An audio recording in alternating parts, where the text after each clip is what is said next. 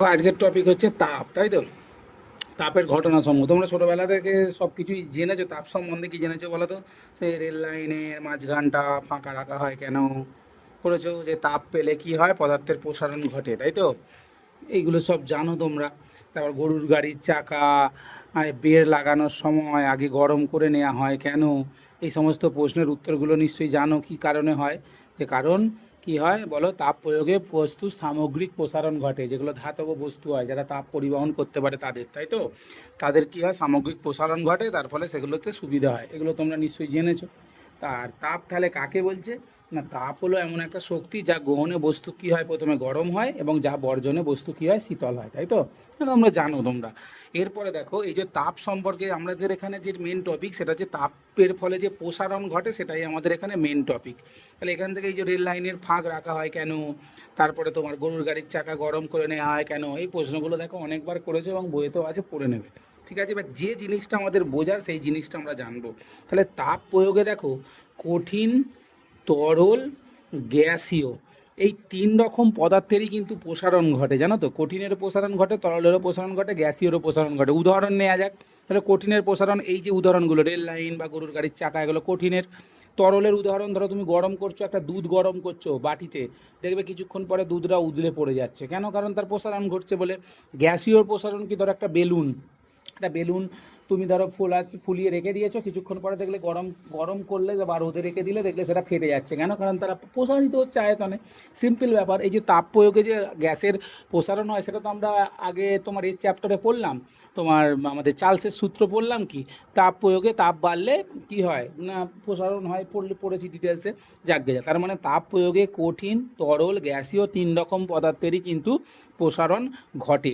এবার কঠিন পদার্থের ক্ষেত্রে কি হয়, কঠিন পদার্থ তো একটা কি কাকে বলে না, যার নির্দিষ্ট আকার এবং আয়তন আছে, তাকেই তো কঠিন পদার্থ বলে। তাহলে একটা কঠিন পদার্থের কি হয় না, কঠিন পদার্থের মাত্রা, আমরা যদি একটা চার চৌকো একটা বক্সের মতো কঠিন পদার্থ কল্পনা করি, বা যে কোনো রকম কঠিন পদার্থ তুমি যদি কল্পনা করো, তার একটা মাত্রা থাকে। তাহলে এই কঠিন পদার্থের মাত্রা তিন রকম তোমার কি হয়, দৈর্ঘ্য হয়, প্রস্থ হয়, উচ্চতা হয়, তাই তো? আচ্ছা, দৈর্ঘ্য তার মানে কি, তুমি যদি এটাকে গরম করো, দৈর্ঘ্যের দিকটা যেমন বাড়বে, প্রস্থর দিকটা বাড়বে, উচ্চতার দিকটাও বাড়বে, তিনটে দিকই বাড়বে। অর্থাৎ এই প্রসারণটাকে আমরা বলবো দৈর্ঘ্য প্রসারণ। এখানে দৈর্ঘ্য বলতে দৈর্ঘ্য নয়, মানে দৈর্ঘ্য বলতে যে লেন্থটা, সেটার কথা বলা হচ্ছে। আর কি দেখো, দৈর্ঘ্য প্রস্থ যদি বাড়ে, তাহলে এই যে ধরো এই খাতাটার যদি দৈর্ঘ্যর দিকটা বাড়ে বা প্রস্থর দিকটা বাড়ে, তাহলে পুরো খাতার জায়গাটাই তো বেড়ে যাবে। আর একটা প্রসারণ তাহলে কি, ক্ষেত্র প্রসারণ। আর একটা প্রসারণ কি না, দৈর্ঘ্যটা বাড়ছে, ক্ষেত্রফলটা বাড়ছে, আবার উচ্চতাটাও বাড়ছে, তাহলে কি আয়তনও বাড়ছে।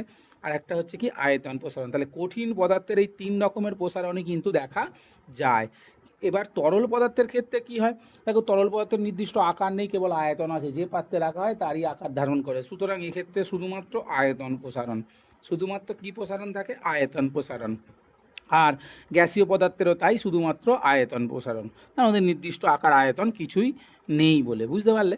তাহলে এই হচ্ছে টপিক। এবার এই যে কঠিন পদার্থের দৈর্ঘ্য প্রসারণ, ক্ষেত্র প্রসারণ, আয়তন প্রসারণ, এইগুলো নিয়ে আমাদের একটু আলোচনা করতে হবে, ঠিক আছে? দেখো, যে কোনো জিনিসেরই যখন কোনো প্রসারণ ঘটে, বা ধরো আমরা যখন কোনো পরীক্ষা দিই, পরীক্ষায় যখন নম্বর পাই, সবাই এসে জিজ্ঞেস করে কিরে কত পার্সেন্ট পেলি। তার মানে একটা নির্দিষ্ট একটা ধারণা, মানে যদি নম্বরের ধারণা পেতে হয়, তাকে আমাকে কী করতে হবে, একটা নির্দিষ্ট জিনিসে মাপতে হবে, ঠিক তো? এখানেও তেমনি দৈর্ঘ্যটা কতটা বাড়লো সেটা বোঝানোর জন্য আমাকে কী ইউজ করতে হবে, দৈর্ঘ্য প্রসারণ গুণাঙ্ক। কী ব্যবহার করতে হবে বলো, দৈর্ঘ্য প্রসারণ গুণাঙ্ক। এই দৈর্ঘ্য প্রসারণ গুণাঙ্ক সম্বন্ধে আমাদের এবার একটু জানতে হবে। দেখো, যখনই এটা গুণাঙ্ক বলে তখনই জেনে রাখতে হবে একক, তখনই জেনে রাখতে হবে একক উষ্ণতা বৃদ্ধিতে, হুম, একক দৈর্ঘ্যের গুণাঙ্ক যখনই আসবে, তখনই সেটা কিসের ওপর ডিপেন্ড হবে, এক একক জিনিসের ওপর ডিপেন্ড হবে, তুমি যাই বার করো না কেন। তাহলে এখানে দৈর্ঘ্য প্রসারণ গুণাঙ্ক, তাহলে আমরা কি বলবো না, একক দৈর্ঘ্যের, তাই তো? একক দৈর্ঘ্যের কোনো বস্তুর টেম্পারেচার 1 ডিগ্রি সেন্টিগ্রেড বৃদ্ধি করলে যে দৈর্ঘ্য প্রসারিত হয়, মানে যে পরিমাণ দৈর্ঘ্য বৃদ্ধি পায়, যে পরিমাণ দৈর্ঘ্য বৃদ্ধি পায় বা প্রসারিত হয়, তাকেই বলা হয় ওই পদার্থের দৈর্ঘ্য প্রসারণ গুণাঙ্ক। একটু ডিটেলসে বোঝা যাক। ধরো এই একটা পদার্থ, এর দৈর্ঘ্য ধরো এল, ঠিক আছে? এবার ধরো এর টেম্পারেচার ধরো T ডিগ্রি সেন্টিগ্রেড, তুমি কি করলে না, এর টেম্পারেচার ধরো বাড়ালে, ঠিক আছে? টেম্পারেচার ধরো এর টেম্পারেচার ধরো T1, এবার এর টেম্পারেচার ধরো তুমি বাড়ালে, বাড়িয়ে ধরো কত ডিগ্রি বাড়ালে না, টি ডিগ্রি বাড়ালে, টি ডিগ্রি সেন্টিগ্রেড বাড়ালে, বাড়ানোর ফলে দেখা গেল যে এর দৈর্ঘ্যটা থেকে থেকে একটু বড় হয়ে গেল। তাহলে ছিল এল, হয়ে গেল ধরো L1। তাহলে কতটা বাড়লো, এইটুকুটা বাড়লো, L1 মাইনাস এল, হ্যাঁ কি না? তাহলে এবার তাহলে আমরা যদি লিখি যে এল দৈর্ঘ্যের বস্তুর উষ্ণতা, হ্যাঁ, টি ডিগ্রি সেন্টিগ্রেড বৃদ্ধি করতে দৈর্ঘ্য বাড়লো বা দৈর্ঘ্য প্রসারিত হলো কতটা, L1 মাইনাস এল, এটা, হ্যাঁ কি না? তাহলে 1 একক দৈর্ঘ্যের উষ্ণতা টি ডিগ্রি বাড়ালে দৈর্ঘ্য প্রসারণ হতো কত, L1 মাইনাস এল বাই এল। 1 একক দৈর্ঘ্যের উষ্ণতা 1 ডিগ্রি সেন্টিগ্রেড বৃদ্ধি করলে তাহলে কত হতো, L1 minus L by LT, এটা হতো। এবার এই যে 1 একক দৈর্ঘ্যের উষ্ণতা 1 ডিগ্রি সেন্টিগ্রেড বৃদ্ধি করতে যে পরিমাণ দৈর্ঘ্য বৃদ্ধি হয় তাকেই কি বলে, দৈর্ঘ্য প্রসারণ গুণাঙ্ক। তাহলে অর্থাৎ এখানে দৈর্ঘ্য প্রসারণ গুণাঙ্ক কত দাঁড়ালো, দাঁড়ালো হচ্ছে L1 minus L by L into T, এটা দাঁড়ালো, হ্যাঁ কি না? এবার আমরা যদি এখানে করি, দৈর্ঘ্য প্রসারণ গুণাঙ্ক সমান আলফা দিয়ে লেখা হয়, তাহলে কি L1 minus L into L টি, কোনাকুনি গুণ করো, L1 মাইনাস এল সমান তাহলে কি দাঁড়াচ্ছে আলফা ইন্টু এল ইন্টু টি, তাহলে বা L1 সমান এলটা ওদিকে গেল, এল plus alpha into L into টি। তো এক কাজ করো তোমরা, এই প্রাথমিকটাকে এল, ঠিক আছে না, যা যা হয়ে গেছে হয়ে গেছে, তাহলে বা এখান থেকে L1 সমান এলটা যদি কমন নিয়ে নিই, কী বলি, 1 প্লাস আলফা টি বলতে পারি, হ্যাঁ কি না? অর্থাৎ দেখো এখান থেকে কি দাঁড়ালো, এই একটা টপিক বুঝতে হবে, এখানটা হচ্ছে দৈর্ঘ্য প্রসারণ গুণাঙ্ক, আর এইটা হচ্ছে এখান থেকে, এটা হচ্ছে দেখো অন্তিম দৈর্ঘ্য, L1টা কী দৈর্ঘ্য ছিল, অন্তিম দৈর্ঘ্য ছিল, সমান এলটা কী ছিল, প্রাথমিক দৈর্ঘ্য ছিল, ঠিক তো?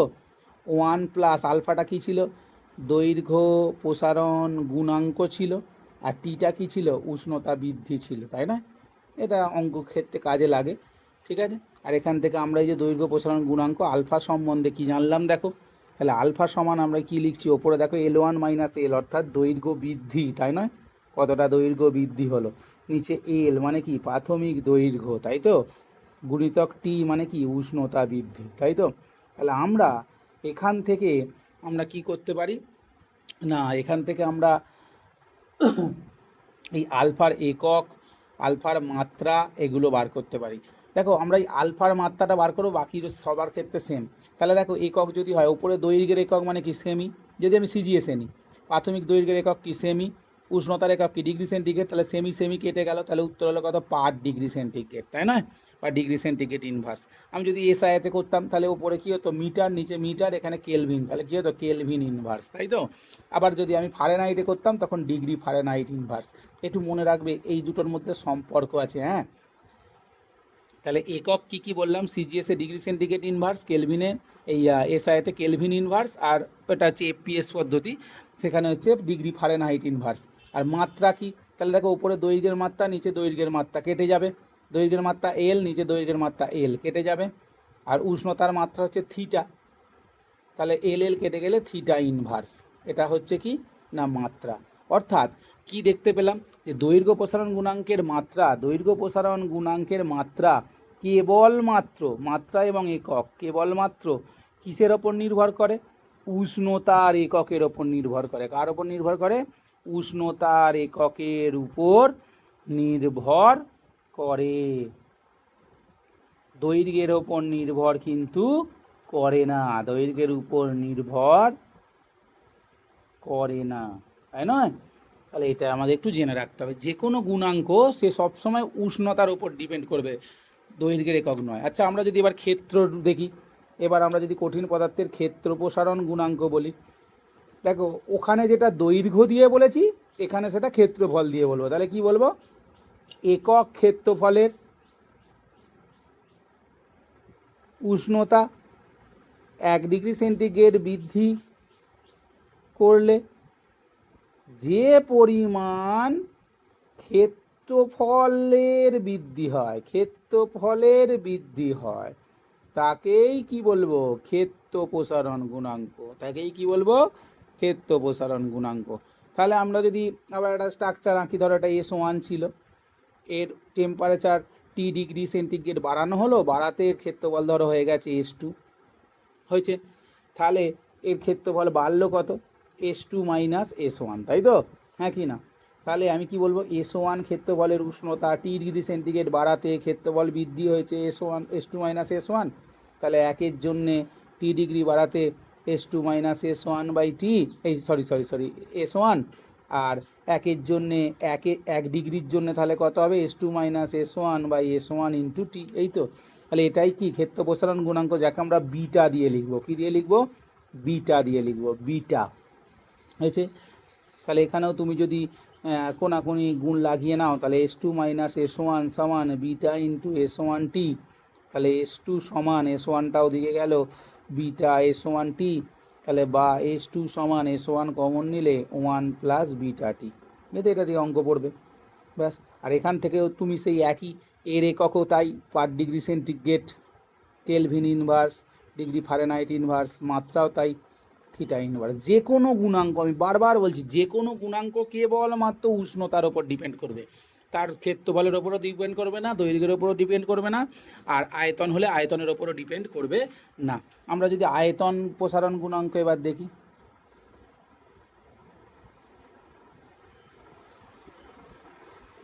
সেটাকে আমরা গামা দিয়ে লিখবো, কী দিয়ে লিখবো, গামা। ধরো এর একটা আয়তন, ধরো কথায় বলছি V1, T°C উষ্ণতা বাড়ানো হলো, বাড়ানোর পরে ধরো এর আয়তন হয়ে গেল কত, V2, তাহলে কতটা আয়তন চেঞ্জ হলো, V2 - V1, তাহলে এখান থেকে V1 আয়তনের উষ্ণতা T°C বাড়াতে বাড়লো কত, V2 - V1, ঠিক একইভাবে 1 এর জন্য তাহলে কত, V2 - V1/V1T, সেম টেকনিক। তাহলে এখান থেকে আমরা গামা সমান কি লিখতে পারি, V2 - V1/V1 × T লিখতে পারি তো। আচ্ছা, তাহলে এখান থেকে যদি আমরা চেঞ্জ করে দিই, তাহলে সেখান থেকে লিখতে পারি V2 সমান V1 × 1 + γT লিখতে পারি, ব্যাস এই তো জিনিস হয়েছে। এরও তাই একক কি, degree centigrade inverse, Fahrenheit degree ফারেনহাইটের ডিগ্রি কেলভিন ইনভার্স। এবার মজাটা কোথায়, মজাটা হলো পরীক্ষায় অনেক সময় প্রশ্ন পড়ে যে ধরো আমি যে কোনো একটা পদার্থ এক্সের দৈর্ঘ্য প্রসারণ গুণাঙ্ক ধরো 1.6 × 10⁻11 পার°C বলতে কি বোঝাও, বলতে কি বোঝায়, ধরো এরকম প্রশ্ন দিল, দৈর্ঘ্য দিতে পারে, ক্ষেত্র দিতে পারে, আয়তন দিতে পারে, যা খুশি, ধরো এরকম একটা প্রশ্ন দিল, তাহলে এটার মানে কি বলবে না, তুমি বলবে এক্সের দৈর্ঘ্য প্রসারণ গুণাঙ্ক 1.6 × 10⁻11 পার°C, পার°C বলতে বোঝায়, কি বোঝায়, তাহলে দেখো দৈর্ঘ্য প্রসারণ গুণাঙ্ক মানে কি, তাহলে তোমার দেখতে হবে এককটা কিসে আছে, ডিগ্রি সেন্টিগ্রেড, তাহলে সুতরাং CGS-এ লিখতে হবে, তাহলে কি লিখবে, 1 সেমি দৈর্ঘ্যের এক্সের পাতের, তাই তো, হ্যাঁ, উষ্ণতা 1°C বৃদ্ধি করলে দৈর্ঘ্য কত বৃদ্ধি পাবে, এই যে 1.6 × 10⁻11 সেমি বৃদ্ধি পাবে, মিটে গেল, ল্যাডা চুকে গেল, ক্লিয়ার না, ক্লিয়ার না। এবার মজাটা কোথায়, ধরো এই প্রশ্নটাতেই দিল যে দিল এক্সের দৈর্ঘ্য প্রসারণ গুণাঙ্ক, ধরো দিল 1.5 × 10⁻11 ডিগ্রি ইনভার্স, তাহলে বললো এর দৈর্ঘ্য প্রসারণ গুণাঙ্ক কত ডিগ্রি ফারেনহাইট ইনভার্স প্রশ্ন দিল, তখন তাহলে কি করব, তার মানে আমাকে এই ডিগ্রি সেন্টিগ্রেড আর বললো কত কেলভিন ইনভার্স, এই দুটো ধরো জানতে চাইলো। দেখো কেলভিন আর ডিগ্রি সেন্টিগ্রেড সেম হবে, কি বললাম, কেলভিন আর ডিগ্রি সেন্টিগ্রেড সেম হবে, কেন, কারণ সেন্টিগ্রেড থেকে কেলভিনে যেতে গেলে যোগ করতে হয়, যখন কোনো জিনিস যোগ করব তখন জানবে যে তার বৃদ্ধির ভ্যালু চেঞ্জ হবে না, কি বললাম, যখন কোনো জিনিস যোগ করে উত্তর পাবো তখন যদি বাড়ে বা কমে সেটা দুটো এককেই সেম হবে, কেন, ধরো আমি কথাই বলছি 20°C থেকে তুমি বৃদ্ধি করে 21°C করলে, তাহলে কত ডিগ্রি বাড়লো, 1 ডিগ্রি বাড়লো। আচ্ছা তুমি যদি কেলভিনে করো, কেলভিনে করলে কত হবে বলো, কেলভিনে করলে এটা হবে 273 + 20 মানে 293, এটা কেলভিনে করলে কত হবে বলো, 273 + 21 সমান 294 কেলভিন, তাহলে ডিফারেন্স কত হচ্ছে 1 কেলভিন, তাই তো? যখন যোগ করে টেম্পারেচার চেঞ্জ হয় তখন ডিফারেন্স একই থাকে, মাথায় থাকবে হ্যাঁ কি না? তাই গুণাঙ্কের মানও একই থাকবে। কিন্তু সেন্টিগ্রেডের সঙ্গে ফারেনহাইটের কিন্তু একটা অন্য সম্পর্ক আছে, তোমরা মনে আছে কিনা জানিনি। C/5 সমান M-32/9 মনে আছে? তাহলে সেখানে কি হচ্ছে, গুণ ভাগ করে উত্তর বেরোচ্ছে, তাই সুতরাং সেখানে কি হবে না, সেখানে একটু লোচা আছে। কি রকম লোচা? কিচ্ছু ব্যাপার না, খুব ইজি, দেখে নাও। দেখো আমরা কি জানি যে সেন্টিগ্রেড স্কেল আর ফারেনহাইট স্কেলের মধ্যে সে একটা ছোটোবেলার সম্পর্ক ছিল, মনে পড়ছে? সেন্টিগ্রেডে 0 ডিগ্রি থেকে 100 ডিগ্রি অবধি হয়, আর এখানে 32 থেকে তোমার 212 অবধি হয়। অর্থাৎ তুমি ভেবে দেখো, এই দিকে 100 ঘর ওটা সেন্টিগ্রেডের 100 ঘর সমানই কি ফারেনহাইটের বলো 180 ঘর। তাহলে সেন্টিগ্রেডের 1 ঘর মানে তাহলে ফারেনহাইটের কত বলো, 180/100 ঘর। কাটাকাটি গেলে তাহলে কত হচ্ছে, 9/5 ঘর। তাহলে ভেবে দেখো, আমি যদি 1 ডিগ্রি সেন্টিগ্রেড উঠি, এদিকে 1 ঘর উঠছে মানে তো 1 ডিগ্রি সেন্টিগ্রেড উঠছি, তাহলে এদিকে তখন কত ঘর উঠতে হচ্ছে, 9/5 ঘর। এদিকে কত ঘর উঠতে হচ্ছে, 9/5 ঘর। তাহলে 1 ডিগ্রি সেন্টিগ্রেড মানে 9/5 ডিগ্রি ফারেনহাইট, আমি এটা বলতে পারি তো, হ্যাঁ কি না? তাহলে 1 ডিগ্রি সেন্টিগ্রেড মানে হচ্ছে 9/5 ডিগ্রি ফারেনহাইট হয়েছে।